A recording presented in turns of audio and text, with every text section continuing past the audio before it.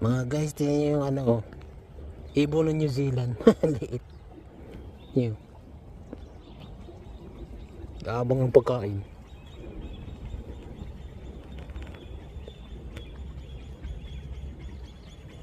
New Zealand bird.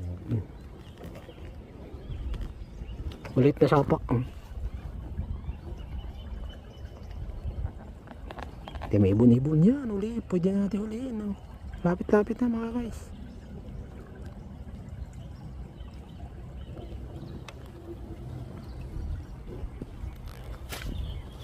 Oh.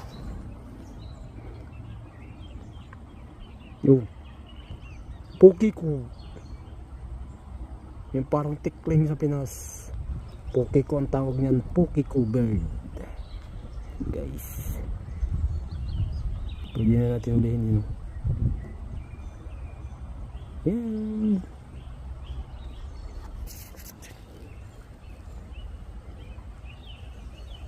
Dawak ng farm. Ganun din. Hindi na makita yung bahay. Yan yung bahay. Sana yung bahay. Yan guys, yung bahay.